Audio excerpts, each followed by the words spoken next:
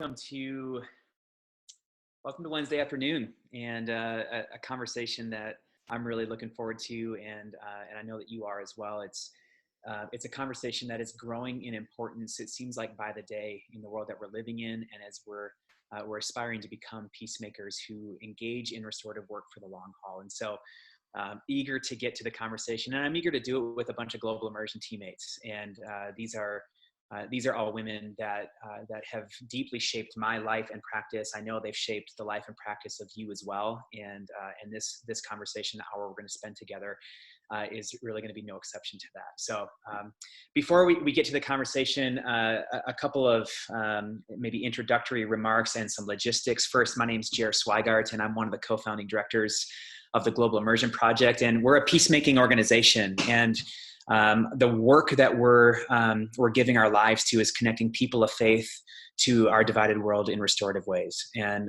we want to teach people not only a theology for restoration and peacemaking, but a practice-based framework. How do we actually show up into the points of pain in the world, whether that's interpersonal conflict, systemic injustice, or international conflict, with tools to transform?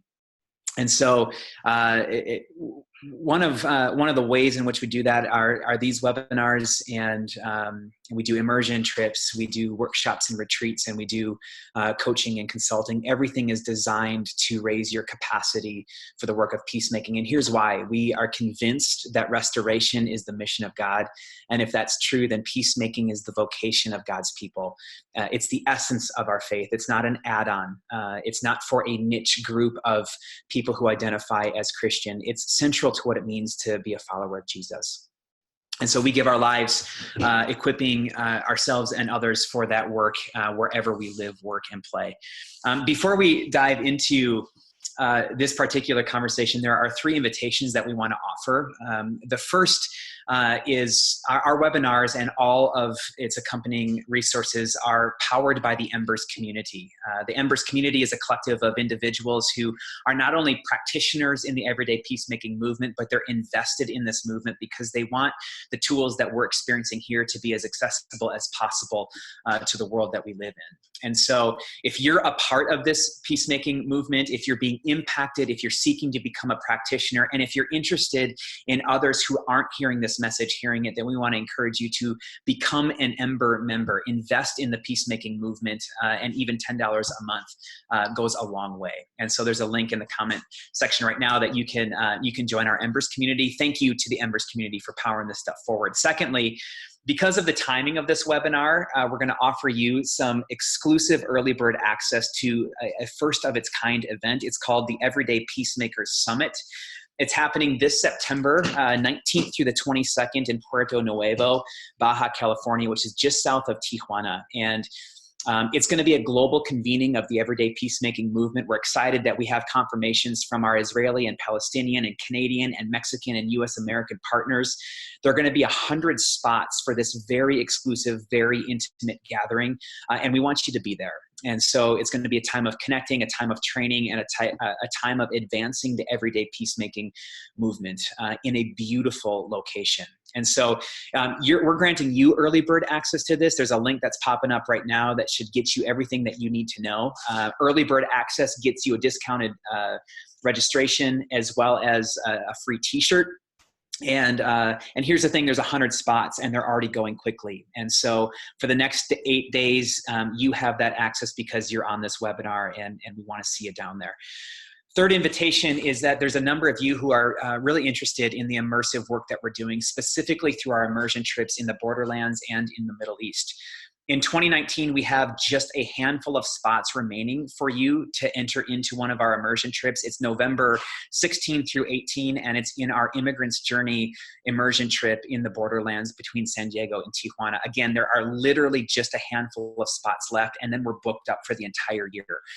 So we want to encourage you to scoop up one of those spots and join us in this riveting training environment that we've created with our Mexican and U.S. American peacemaking colleagues. If you're interested in bringing a larger group or your team into one of our immersion trips, then you can be in touch with us at info@globalimmerse.org. We're taking bookings right now for 2020.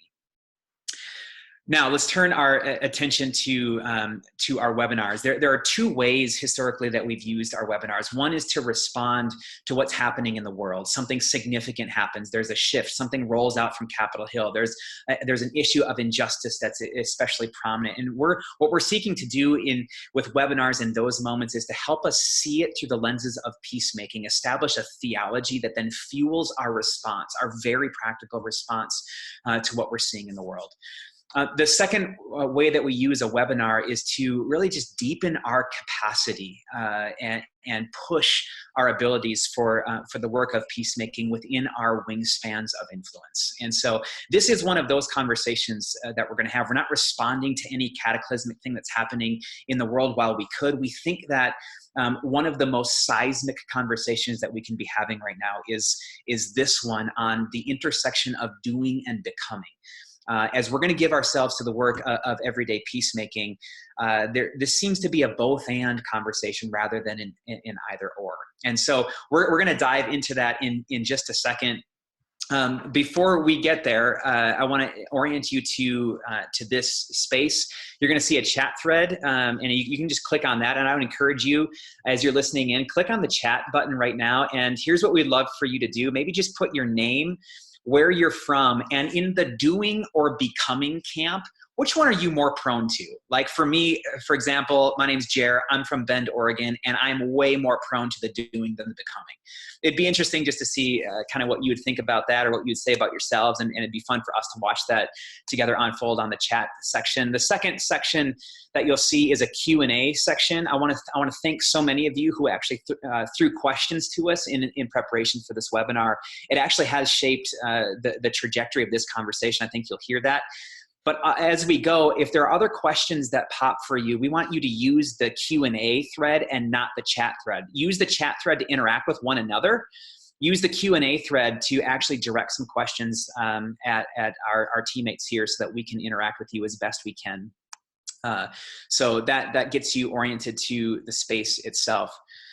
As it pertains to this conversation, it seems like, in a decade's worth of living in this peacemaking world, it seems as though I've discovered that there are really two major camps. The one camp are the doers. It's the activist camp. These are the people who give themselves to creative love in unthinkable, unstoppable ways. It's like something happens and they are imagining either beautiful ways to respond to it, react to it, or tend to the people who are caught in the wake of that injustice. They're remarkable in their ability to do. The other camp would consider themselves the becoming camp, or the contemplatives. These are the people who are fixated on cultivating the interior world. They talk a lot about rootedness and remaining centered. They use the word sustainability a lot more than the other camp probably does. Chances are, and as I'm seeing this unfold in the comment section, we probably find ourselves in one or the other camp more often than not. And what can happen even within the peacemaking sphere itself is we can actually start to lob stones at the other camp. Like the activist group oftentimes will log stones at the contemplative camp saying, yeah, but you seem apathetic or a bit indifferent. There's no urgency. You can sit around and pray, but what are you actually doing about it? You can become the answer to the prayers that you're praying. And meanwhile, folk in the contemplative camp can lob stones at the activistic camp saying, yeah, but you're not living a sustainable life. You're reactionary. You're going to burn out. You come across angry, so even within our world, we can lob stones at each other and even do the work of demonizing and dehumanizing one another. Very few of us live in the intersection of doing and becoming. Very few of us understand ourselves as contemplative activists. And so in this conversation, it's even in the evolution of us putting together this conversation, we've come a long way to recognize this is a both and conversation, and we need to have conversations about the both and. In humility, Global Immersion would say that while we season our training with conversations about becoming, we've spent a lot of our work over the last 10 years focusing on what is it that we're going to do? How do we show up? What are the tools that are in our hands? How do we join God in the restorative work that God is up to here and now? So with humility, we're recognizing, wow, we have a lot of work to do to understand the becoming side of this, such that the doing is coming from the right place and is sustainable for the long term. And so I'm really excited to dive into this. I think that's enough framing. I want to introduce to you, again, many of you know these three, my three teammates who are going to work with us through this conversation. First, Alejandra Ortiz. She's a core immersion trip facilitator, a trainer, a preacher from Tijuana. She focuses her work on how theological formation raises our capacity for restorative practice. Christiana is a coach, an immersion trip curator, an author, and a speaker, and a pastor from San Diego. She focuses her work on how a restorative faith is forged through uncommon experiences. And then Haley, in addition to many of the global immersion hats that she wears, is a contemplative guide. And she focuses a lot of her work on the importance of the cultivated interior world for sustained presence and practice. And so, ladies, welcome to the conversation. Thank you for everything that you do, and how what you're going to say in this conversation is going to shape our lives moving forward. It seems like a critical conversation, and to have the three of you side by side with me to have it feels really right and good. And so here's where I just want to begin, and I want to throw it open, and let's just see where this conversation goes. With this question, when from a peacemaker's perspective, why does this conversation of doing and becoming matter so much? It's a great question, Jer. I feel like you took just so much good content there at the beginning. I was like, well, I mean, just listen to that a couple of times, and and I don't know that the rest of us need to share, but I think my personal journey has driven me into, I wrote in the comment section, I'm Haley, I'm from San Diego. Traditionally, I think I've been drawn to doing, but I'm currently, I'd say over the last 4 years, been on a deep journey of becoming. And that has only been because of hitting like an extreme point of burnout. And I grew up in a justice-oriented family. I went to school for studying social inequalities. I immediately went into nonprofit work after school, and then promptly burned out at age 25, which is a completely unacceptable time to burn out in your life. And I remember sitting in my car and just crying out to the Lord and saying, I have to keep doing this, because this is who I am. This is in my blood, but I literally can't get out of bed in the morning anymore. And that's when I was introduced to the world of contemplative Christianity that allowed space for this inner life, for finding a new and different sort of sustaining relationship with the divine that I'd never experienced before. But sort of what you alluded to is, the further I got into the contemplative community, it's, pardon my bluntness, but it's all old white people. And I'm none of those things. And I just felt like everyone was just sitting around in silence all day. And while that filled part of me, it left a lot to be desired. I said, this isn't it either. Like, just shifting our energy and shifting our like fullness and contentment in the Lord, like, is not stopping Black bodies from getting shot down in the street. And so I'd say these last few years have been a journey of integrating those two elements, because I know so confidently that as Christians and as peacemakers, like, we are called to stand in front of those bulldozers that are running people over. And yet we cannot live in front of a bulldozer. And so what does it mean? How can I continue to pursue that integration so that this truly is a lifestyle and not just a season of life that I look back on and say, oh, those are my crazy days when I went to protests and did whatever. It's like, no, I want this to be my everyday.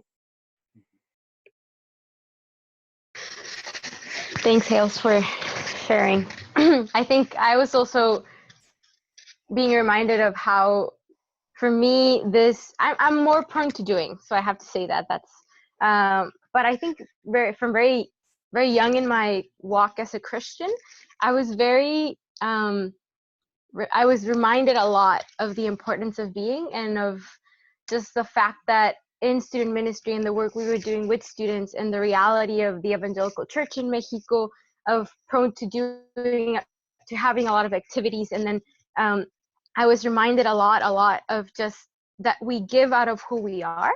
And when I was coming on staff with Compa, with all my questions, Compa is the student work I do here with university students in Mexico, and then also trying to connect it with issues around the world and with our context and with our city. I think the one of the main voices I was hearing from people, which I also understood as hearing it from God, is you give from who you are. So I think that actually that holding my own proneness to activity, to doing, but then hearing that voice very clearly from God, I think kept me in attention that's always been there, and then I'm very grateful for it. It doesn't mean that it kept me from burning out, but it did keep me from it kept me, I think, hearing just what God was doing within me, and aware of that reality, and wanting to continue, I think, in that journey of what how God wants me to understand myself as someone who is a beloved daughter of Him, and just like all these realities that actually make the doing sustainable.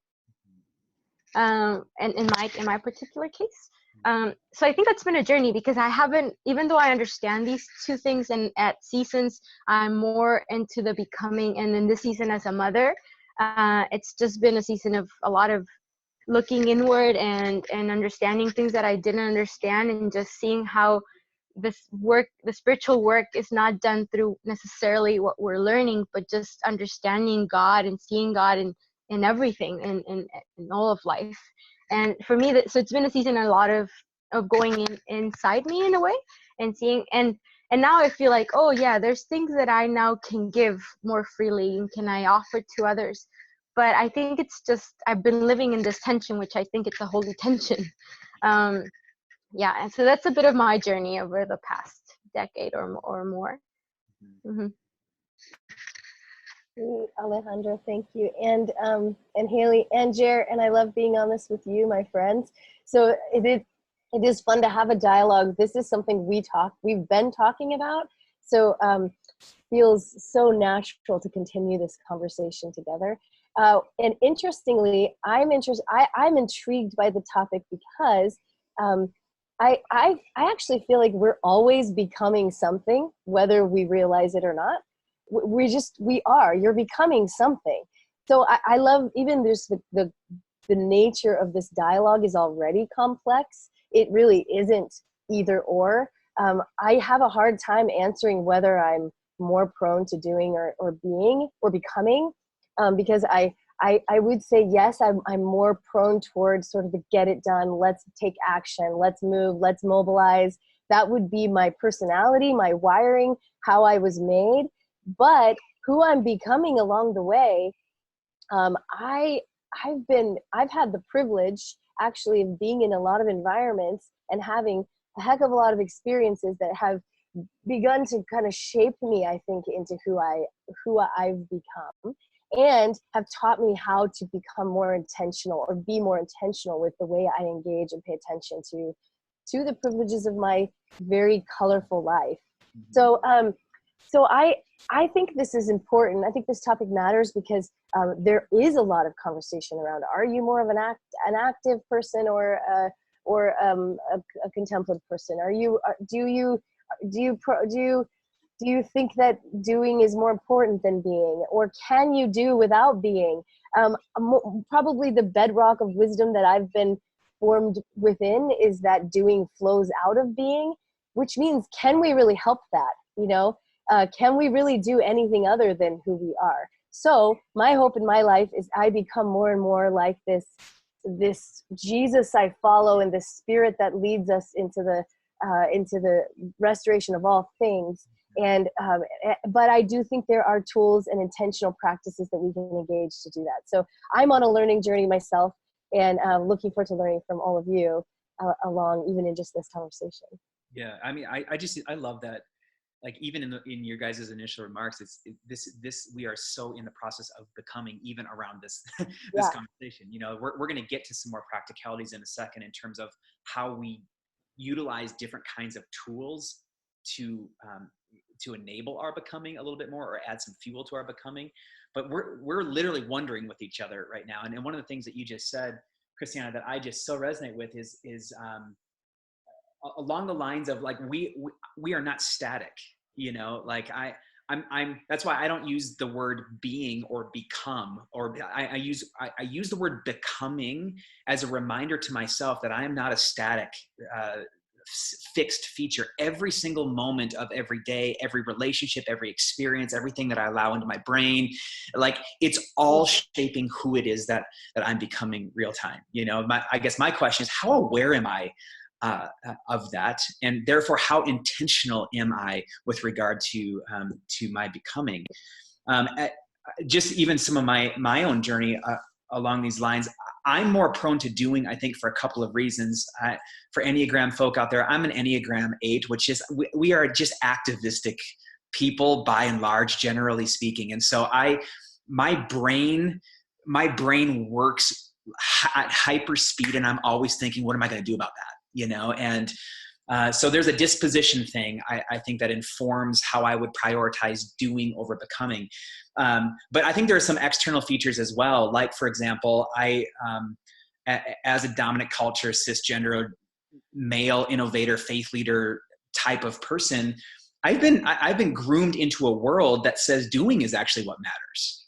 You know, becoming isn't measurable. You know, and by the way, I've been raised into a world that says that if doing is what matters, I can get away with doing at a high level, even at a restorative level, without ever tending to the becoming. And so just the way the pipeline that I've been shaped in celebrates my doing, and my becoming is like if you have time for that, you know. And so that, I think, that's shaped some of this for me, and why I'm on such a steep learning curve with regard to the becoming. Secondly, I would just say around why this is becoming a priority for me is I've been in the peacemaking world long enough now to recognize that my doing can't be haphazard. Too many lives are at stake, and I think when my doing, I'm recognizing when my doing is not coming out of a place of rootedness and being centered, it's reactionary. Sometimes it's angry. It's not a good idea, and maybe it feels good to me. So maybe it's my doing becomes actually self-serving when it's not rooted in a better place. And I think the other thing is if I'm not in the active intentional journey of becoming, I get duped into doing things that are not mine to do.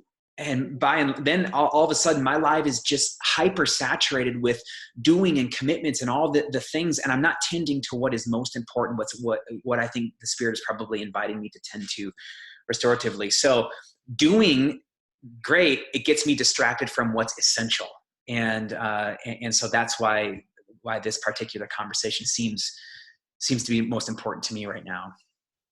So let's interact together. What did you hear each other say? What pops for you in that before we move into another question? Well, can I read a quote, Jer?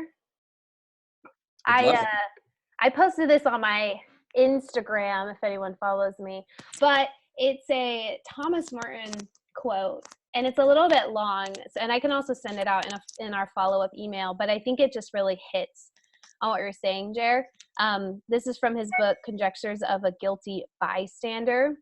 But he says, there's a pervasive form of contemporary violence to which the idealist most easily succumbs: activism and overwork.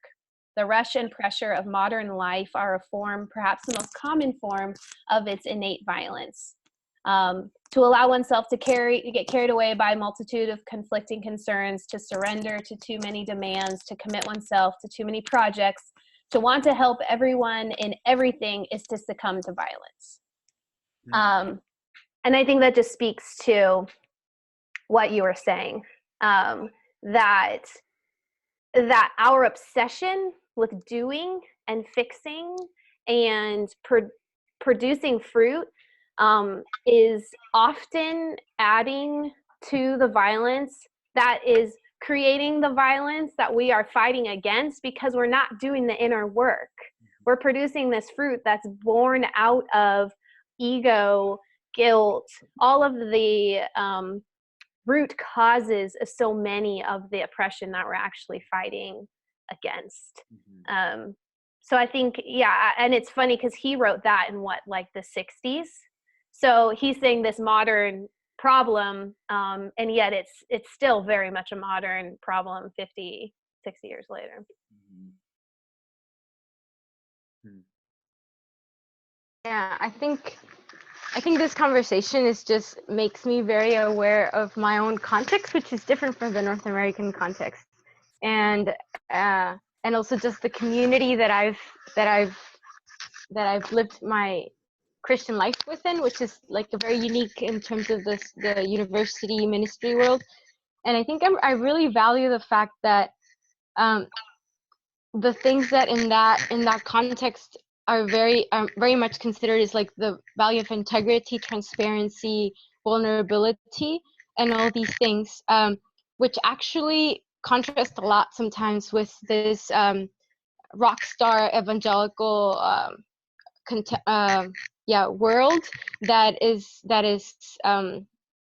that's also could be like the peacemaking rock star evangelical justice oriented world that is imported into Latin America from the US. And I think I sometimes underestimated my own community because it didn't look as cool as from what we could see from the outside. But actually the realities that I've been living within, and just the people that I've been able to do ministry with in Latin America, that are like in a sense focusing on these things but also living out lives integrally, I think that's formed me. And I've become more aware of this when I'm talking with you guys and when I'm like listening to other realities, because then I'm speaking and I'm thinking about things, and oh yeah, that's you've been telling me, oh that's very important, oh yes, but I'm like, this is just what I've been drinking from, but it's not me, it's actually just the community that I'm a part of. So I'm grateful about that. Yeah, which is why I like we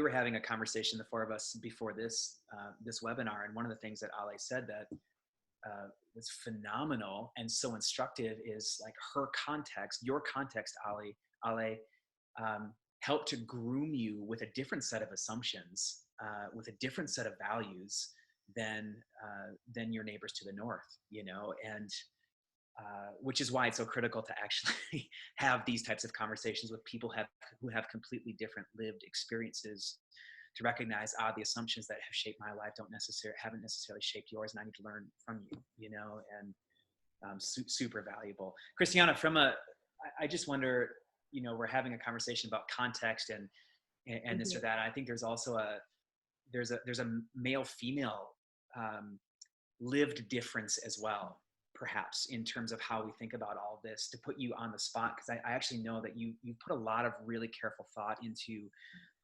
gender equity and things like that. Do you sense in your work around the country, do you sense that there's a gender divide on the conversation of doing and becoming?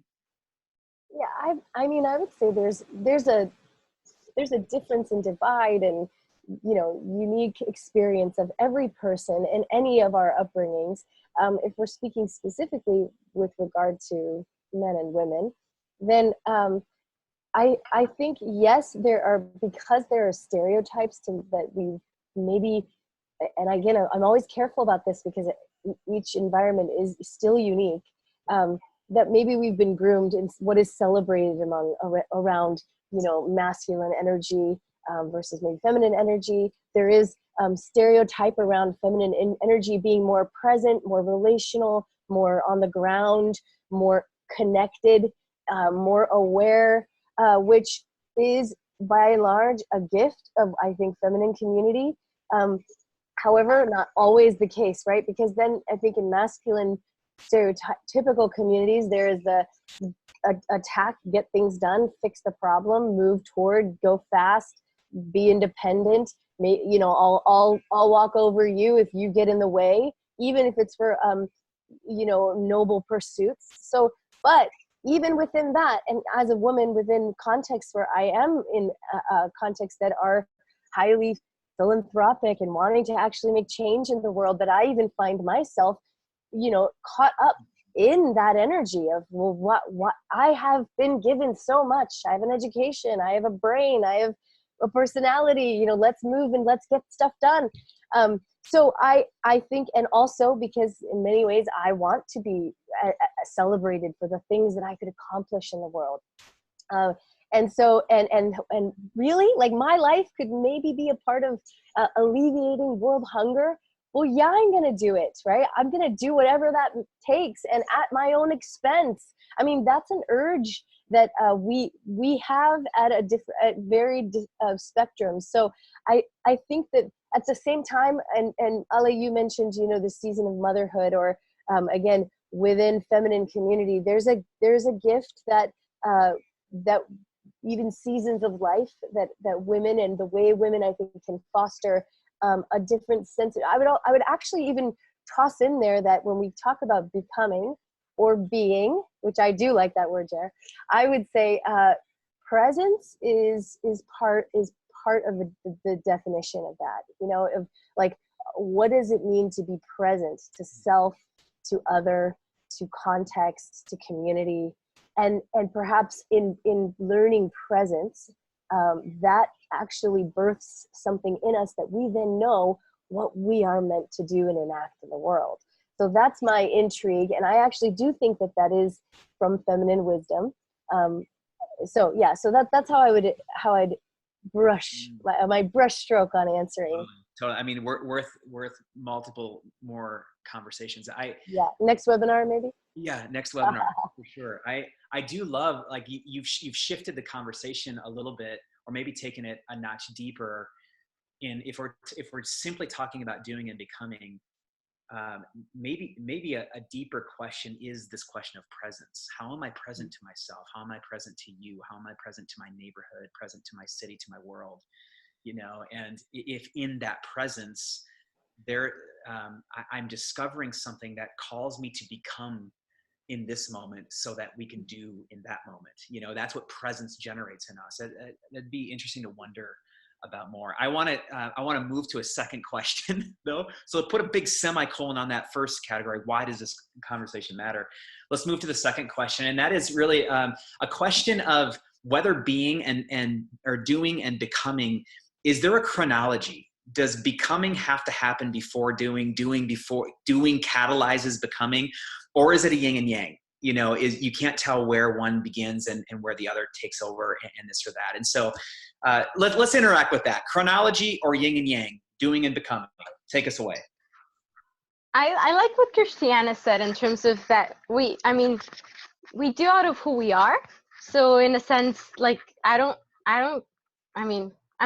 think when I'm talking, so that's why I don't think there's actually, you can't separate it, and you can't say that this comes before the other. I just think they're integrated. That's how I like to understand it and view it. So I think that's why it's so important to actually be in this conversation.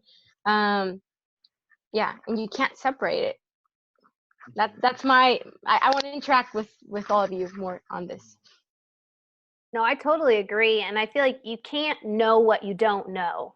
So I feel for me, it was like doing was all I knew until I couldn't do it anymore.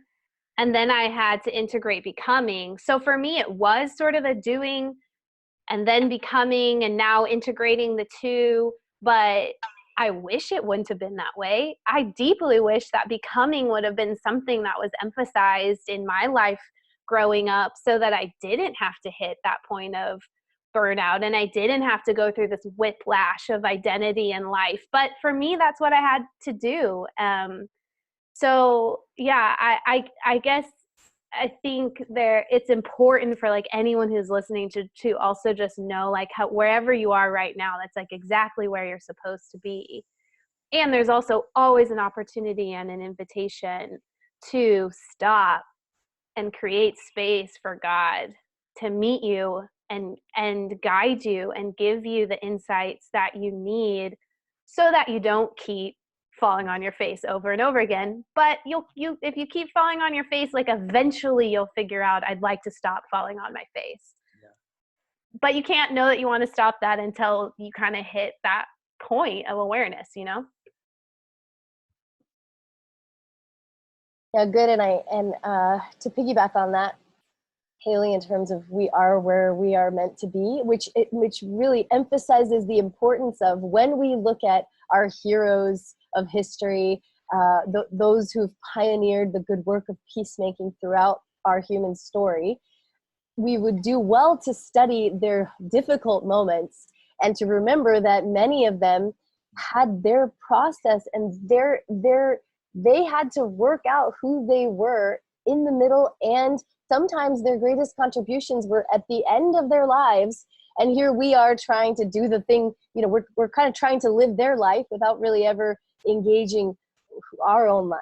You know, it makes me think of, you know, Parker Palmer, who speaks so much of vocation and speaks of, you know, until you tell your life what you're supposed to do with it, let your life speak and tell you who you are, and then live out of that.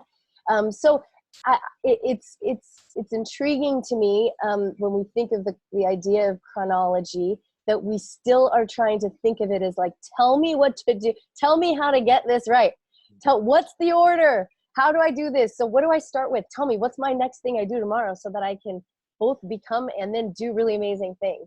But I don't think it exists. It really is, it can't be a binary way of thinking. At the same time, I say that, and I also think we can dump our becoming at the side of the road and go get a lot of great stuff done. And maybe, hopefully, and I think this is grace of God kind of stuff, we can still do a lot of good things, but we might lose ourselves, and maybe there's an even bigger story that we were meant to be part of. And we lost ourselves along the way. And you're right, maybe we burn out, maybe we don't finish well.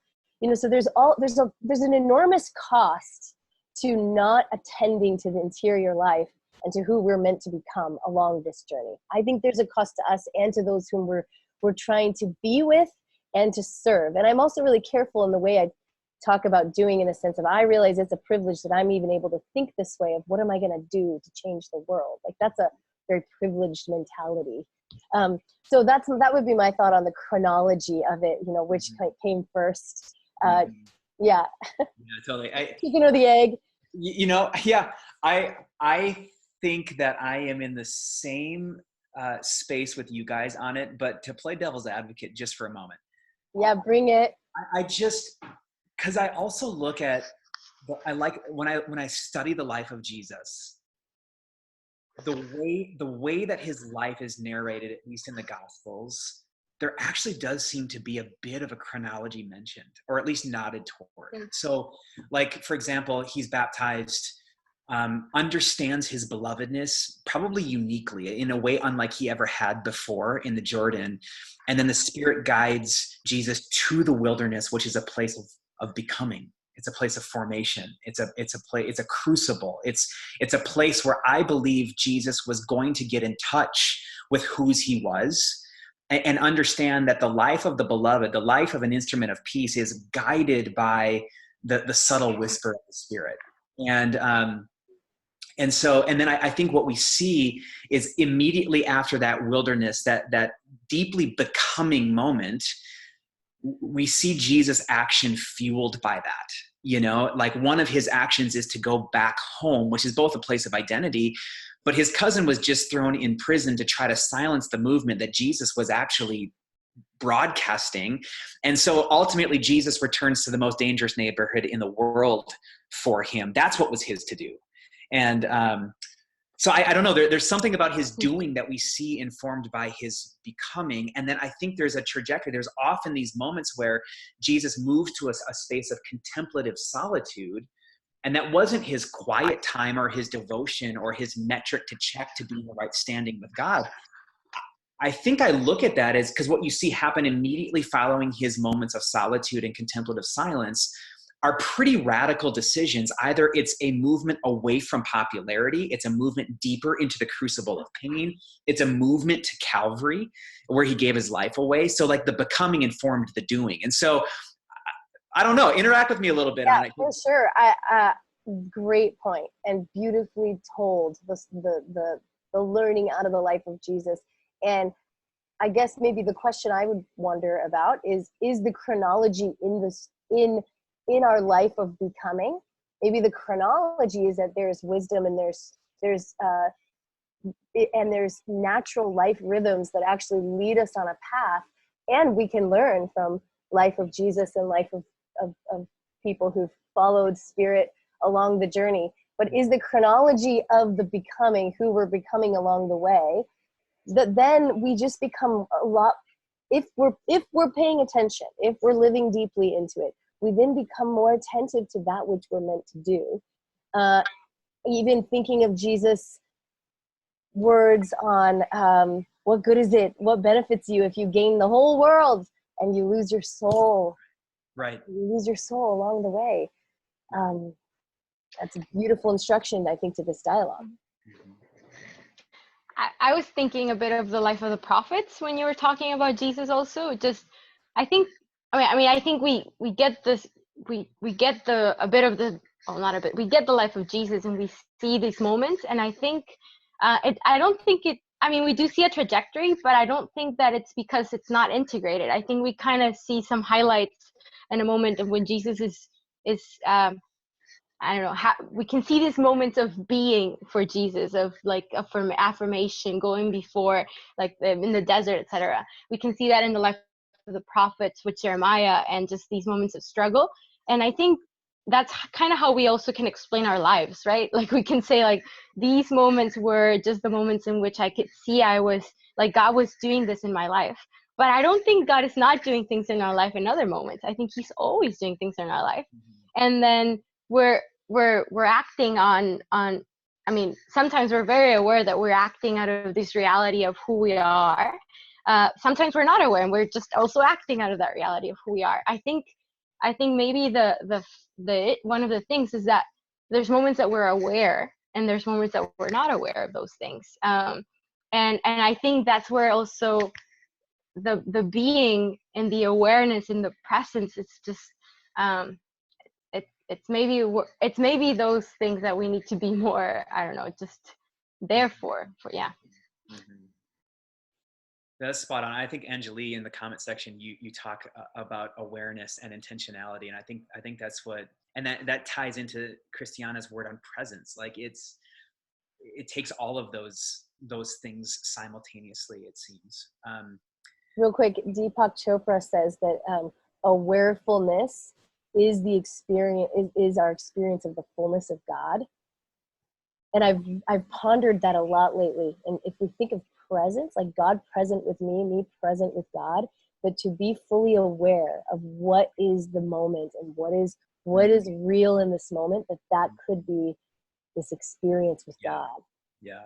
That guides us into the future. Absolutely. Let's turn our attention to this third question to comment on briefly, because I want to get to some practicalities and some tools here in a moment. This third question came into us before the webinar began. I think it's the right question, and so let's see if we can touch on it specifically, but briefly. Here it is. How does this both and the shift to include doing and becoming, how does it play out in a world that has to move beyond thoughts and prayers to action? In other words, it's easy to sit in a becoming space when the world is falling apart. And so what do we do? Like, how do we hold doing and becoming in tension when there is so much pain and people are dying, to your point earlier, Haley? Let's interact with this a little bit, or put another way, if someone came to you and said, my people are dying, I can't afford to wait for your becoming. How do we interact with that as people who are trying to hold the tension?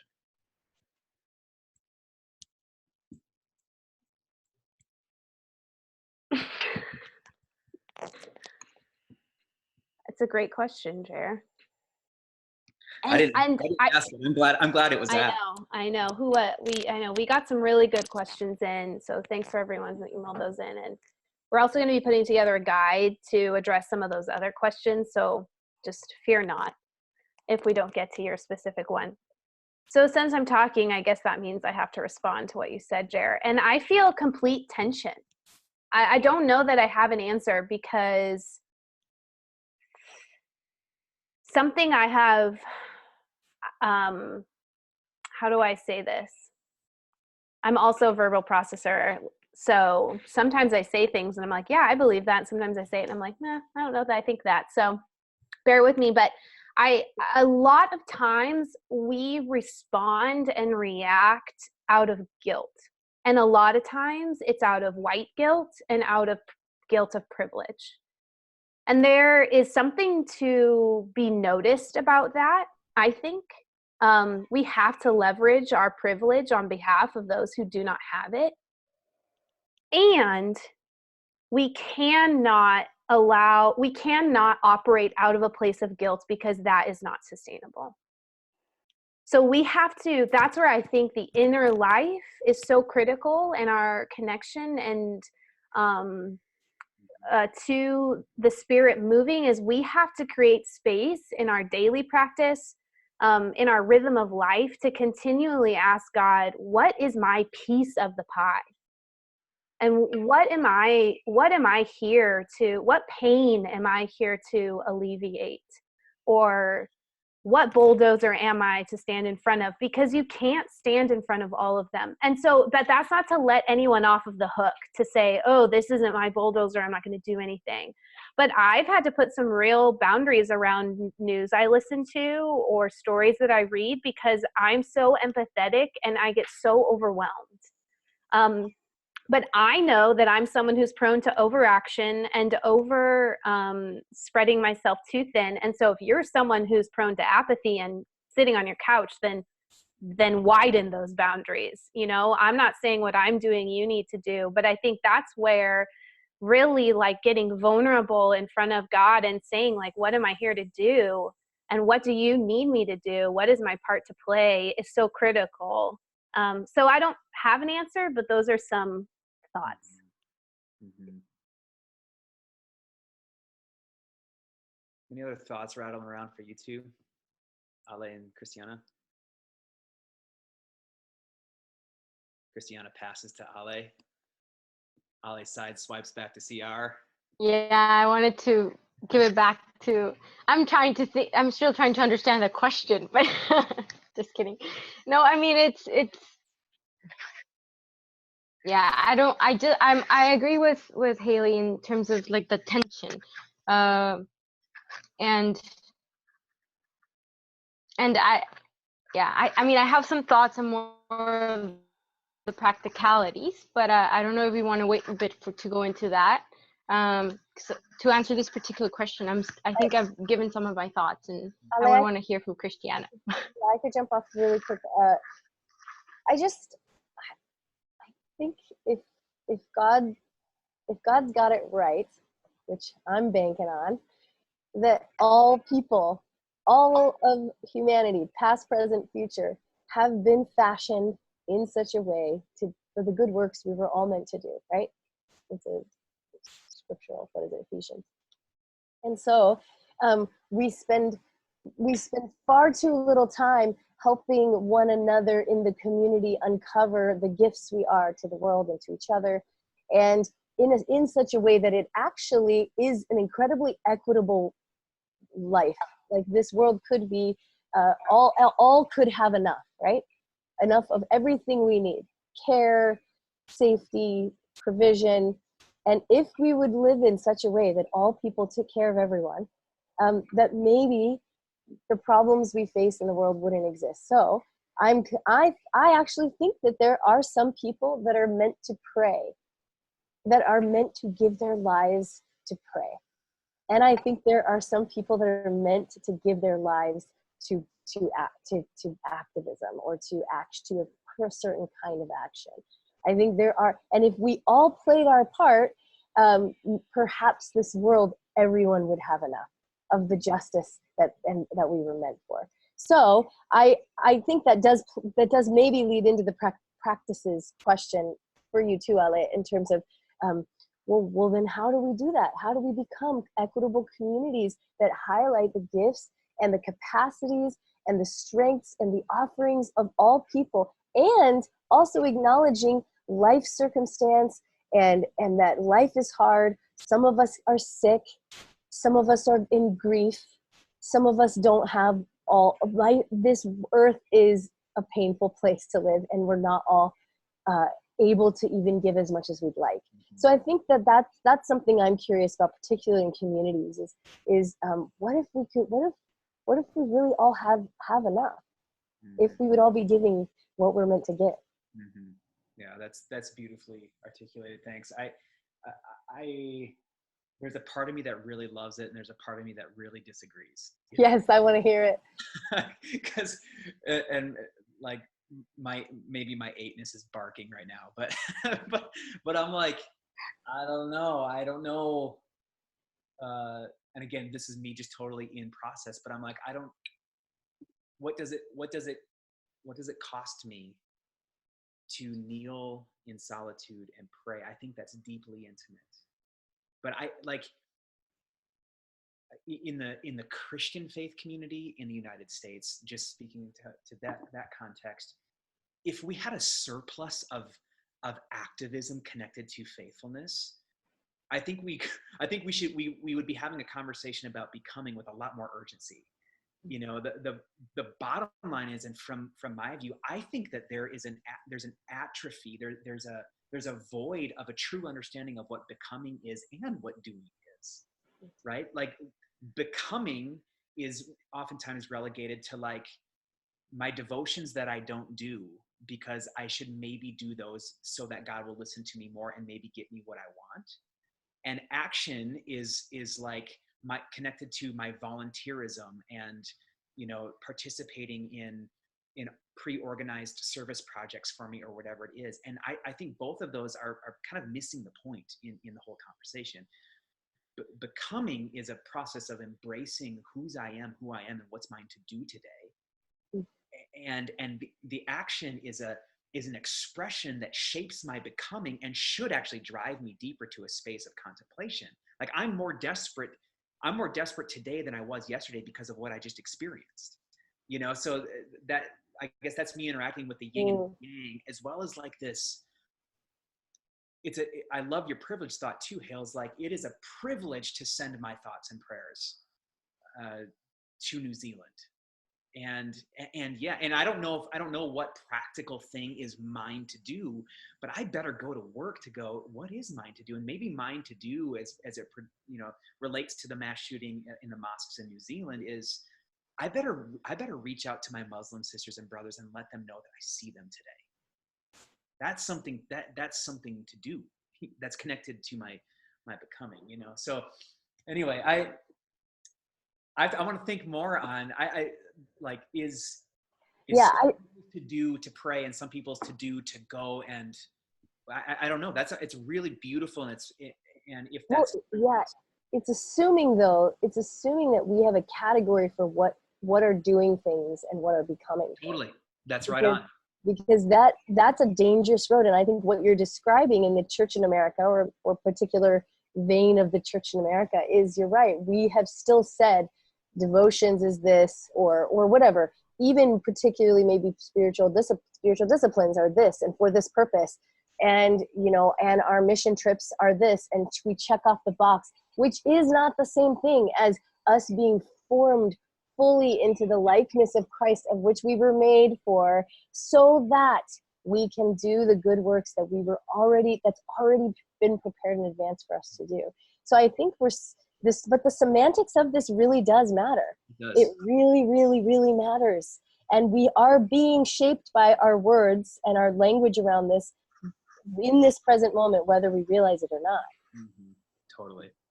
Let's jump to the practicalities. And to those of you who are listening in, thanks I think we're probably going to go 3 to 5 minutes over just to make sure that we can get through these 4 pieces of very practical input in terms of how do we become people who think, sound, and act more like the Prince of Peace. That's why we're becoming. And so here, I just want to shoot this over to Haley. Haley's going to talk about contemplation. Alejandro's going to talk about education and theological formation in particular. Christiana will comment briefly on the power of experience to shape us, and then I'll talk about relationships. So Hales, contemplation and becoming, what's a tool that you use that you would share with us? Great. First, I do want to point over to our chat thread. There's some just nuggets of wisdom that participants are putting in there, and I'm so grateful for the collective wisdom that's on this call, and I wish we could all be on here having this live conversation. So take a moment if you haven't to sort of read through those before we end the webinar. I'm really just going to offer two practices when it comes to contemplation, and it's something, yes, the first really is to find a contemplative practice that you can stick to every day. And it's funny because someone earlier in the comments thread said something about personality and being drawn to doing or becoming based on being extroverted, introverted. And there's another Thomas Merton story where he said to his group of monastics that he lived in community with, he's like, you think you're contemplatives, but really you're just introverts.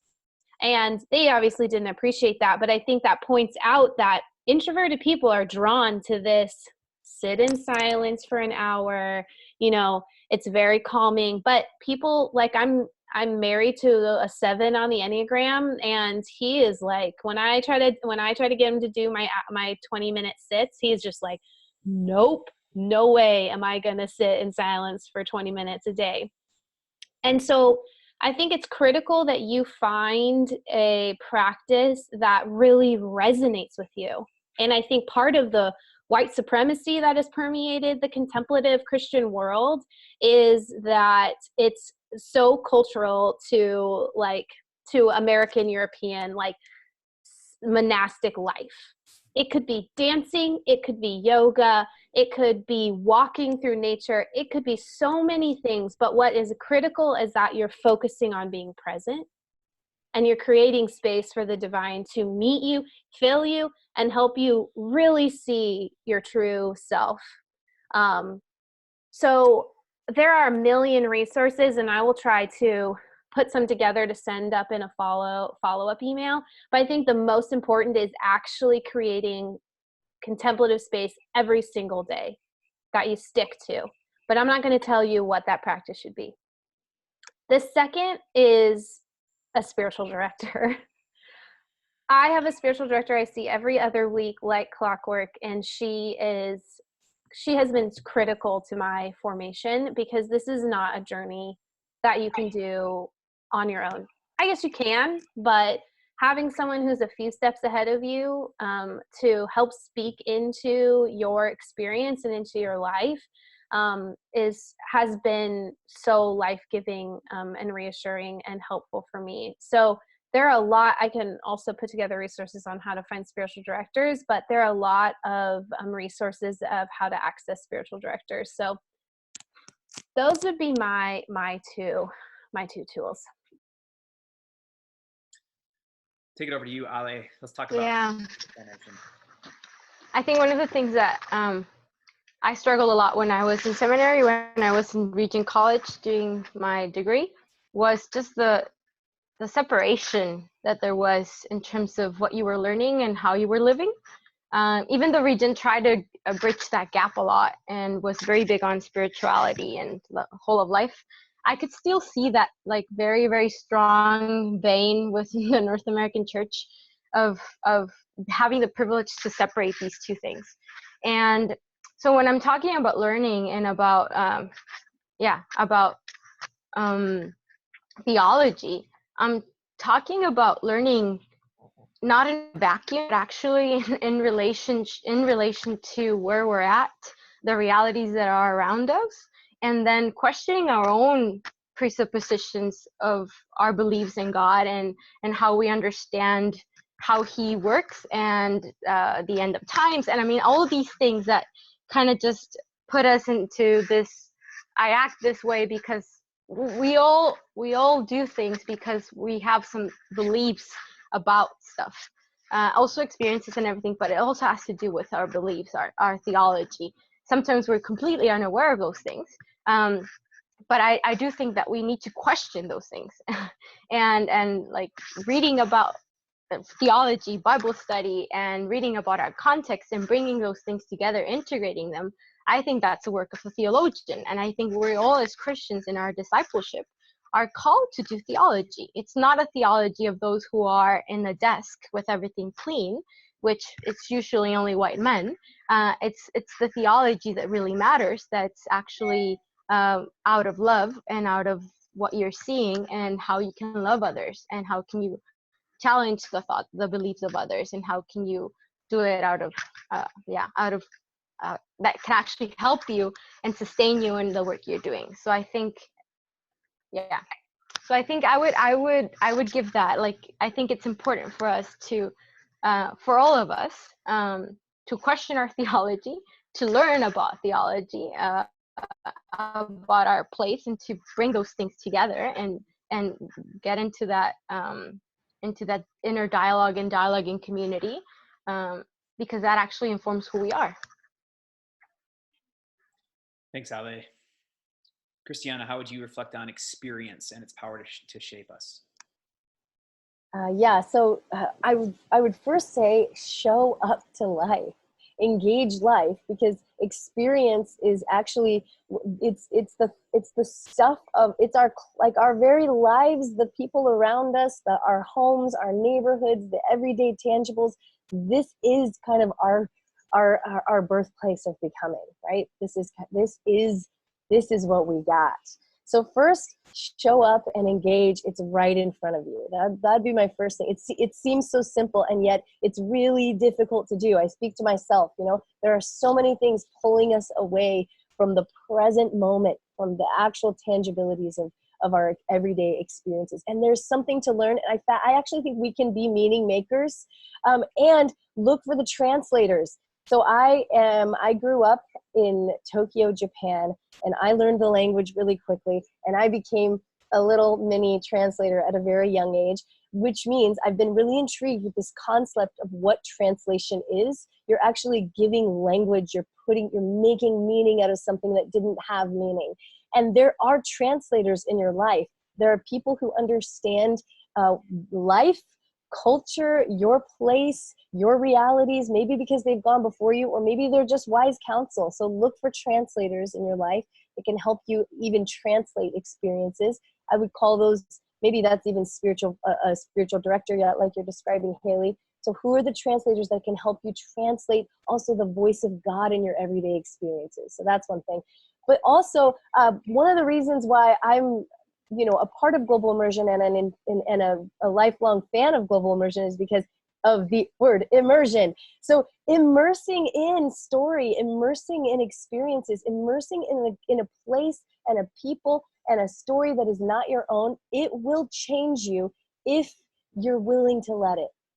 So immerse, which means I think pilgrimage is a practice that we could all engage, and anyone can do that, because even sometimes across the street, there's a pilgrimage, or there's a place we can go that's different from us. So go on pilgrimage with intention, and don't be surprised by the discomfort, because the discomfort, the unknowns, the things that shake you up, the things that trigger you, those also are places where God can enter in and bring maybe the revelatory healing and enlightenment that we need to become who we're meant to become. And then don't forget to reflect. So one of my peacemaking mentors has taught me a lot about reflection and celebration. So when you see something, when something seems different, when you think God might be teaching you something, be intentional with your reflections and your celebrations that mark the things that you've become. Don't underestimate that when you look back, in essence, in your remembering, you are remembering. You're even becoming more whole. You're becoming more whole in and of yourself when you're remembering where you've come, and you're reflecting on the experiences that both will just be there because it's the human existence, and also things that you intentionally place yourself into. Mm-hmm. Amazing. So formation through contemplation, theological education, experience. And then the fourth one that we want to comment at least on here is relationship. And for me, the bottom line is it's impossible for me to understand who I am outside of relationship with others. And I want to comment just very briefly on two different kinds of relationship. One would be the uncommon relationship. That's we would define that as a team as a relationship with someone who's completely unlike you, whose lived experience is completely different than your own. And then the second category would be those existing relationships, those intimate relationships. I think both of them carry a ton of potent potential in forming who it is that we're becoming. And so with regard to getting really practical here, especially for those of us who are struggling to find ourselves in uncommon friendships, how do we cultivate relationships with people who are completely different than you? Just one tool. We'll just call it an entry-level tool. There's three parts to it. Number one, search out the invitations in your context where there are public forums being hosted by people who are unlike you. They're happening all the time. Go to your local Starbucks and go to the community board.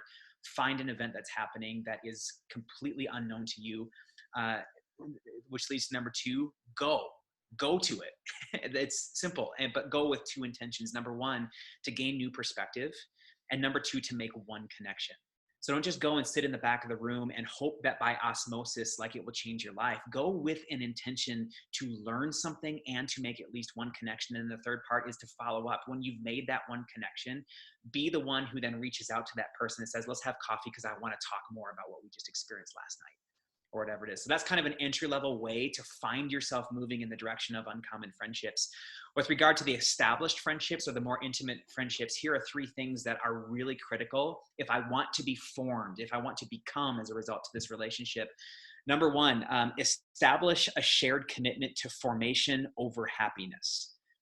That's critical.